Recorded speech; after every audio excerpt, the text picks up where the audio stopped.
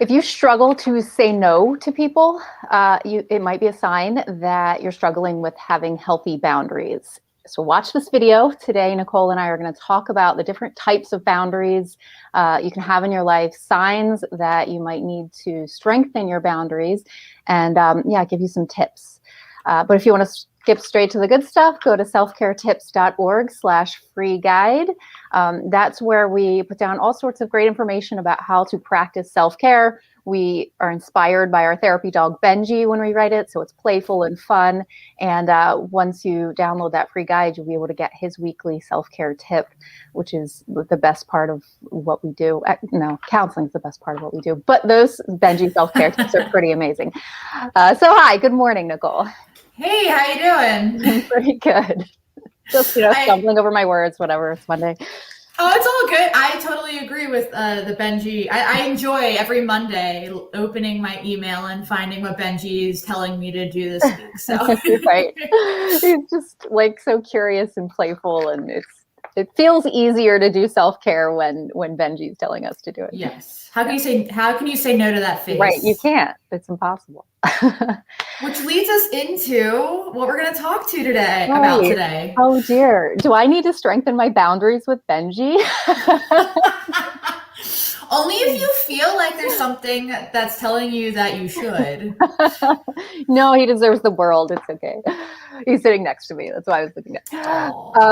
So healthy boundaries. I think you said you wanted to talk about what an unhealthy boundary would look like first, right?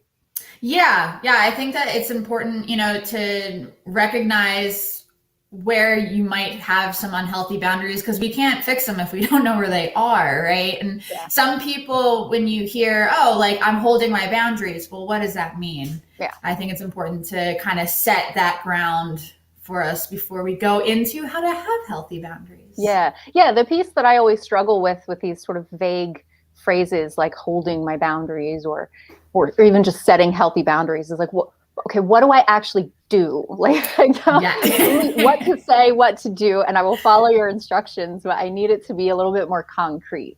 Yes. Yeah. So it's always good to I always like to put out some bullet points of where you might see that you're having some unhealthy boundaries.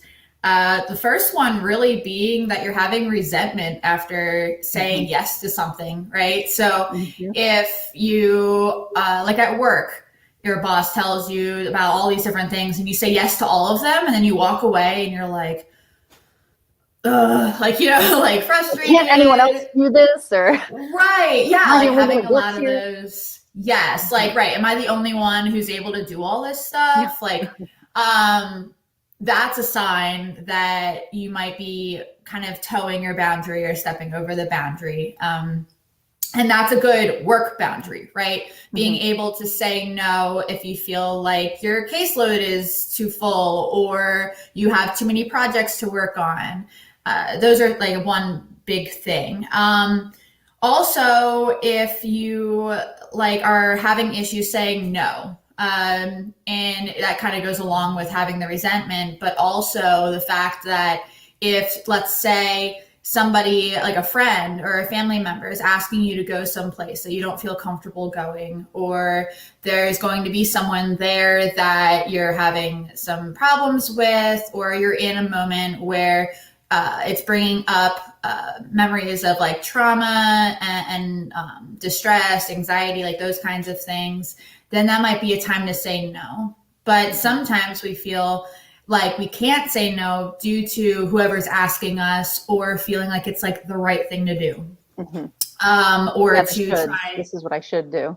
Yes. I always tell my clients that you're shoulding on yourself when people say that, oh, well, it's my family, I should go. And even though it's going to cause me great anxiety, or I'm going to feel, bad afterwards, those kinds of things. And then it's okay, well, should we then? Right. Maybe we should. Yeah, right. That places judgment. So, but yeah, also things that we are doing that is to please others, and are things that, we have our priorities over here. If we're putting someone else's priorities over our own, that's also a sign that we're not holding our own boundaries in those situations. So it sounds like a lot of what you're talking about are emotional boundaries. Yes. Yeah. But there are lots of other types of boundaries too, right? There's physical, there's intellectual, there's sexual, there's time, right? Time oriented, which actually may have been the first one that you described, right? Like when people are overstepping your boundaries around your own time. Right. Yeah. If like a big one for like physical boundaries is if somebody's touching you in a way that you don't like, or if you don't want to have like that hug, right? You don't have to feel that you, if you're, especially in like family situations or with friends, if you have a bigger physical boundary that you like to hold, and then you break that just because somebody else likes to give hugs or pat you on the shoulder, like those kinds of things, that's a physical boundary that a lot of people have difficult times with. Also like spiritual boundaries too, going against your spiritual beliefs or different morals or values that you hold because of something else that's going on around you. Right. And if you walk away from a conversation that's spiritual in nature or intellectual or whatever, and you feel belittled, somebody was overstepping your boundaries, right? I often tell people if they're experiencing anger and they can't figure out where it's coming from, that could be a really good sign that someone overstepped your boundaries. And we need to like think about it, right? Dig it out and see like when and how it happened. And then practice saying to people, I'm not okay with this, right? Yeah, for sure. Agreed. So I usually send people to one particular resource when we talk about boundaries. I love it, and you don't have to be a therapist to use it, right? It's called therapistaid.com. Is it .com or .org? .com. .com. Yeah, therapistaid.com. And they have a ton of resources in there. But if you just search the word boundaries, 3 really good ones will come up. One describing what are boundaries. The second describing healthy tips, actually giving healthy tips, healthy boundaries tips. And then the third one is like an activity. So I have it, I printed it up in preparation for this conversation because, like I said, it's the tool I love to use. And they describe the 3 different types of boundaries as rigid, porous, or healthy.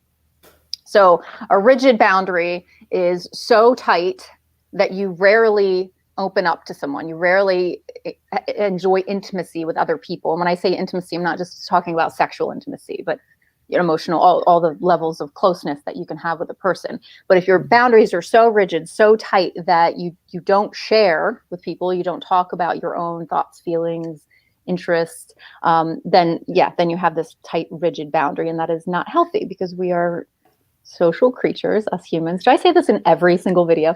Humans are social creatures and we need to connect with other people. Okay, but porous boundaries are like so wide, this big old chain link fence, right? That everything is just coming in and out, right? There's no filter.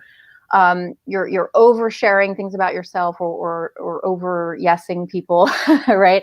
And so you have these loose, porous boundaries. But a healthy one is like, some things can get through. You can sort of decide when and how you're going to share, or when and how you're going to say yes versus no, right? You feel comfortable saying to people, this is where I'm at, right? And this is as far as I'm willing to go. And that's the kind of work, this kind of self-awareness that you do in advance, right? Before you're in that moment where your boss is piling work on you, right? You want to know, like, I only have so much bandwidth for additional projects, and before you walk in the room, so you can be firm about that. Right. Yeah, no, and like you bring up a good point too of having boundaries doesn't mean that there isn't flexibility for those boundaries. It's knowing where that range is for you depending on what the subject is, right? Some of them might be a hard no.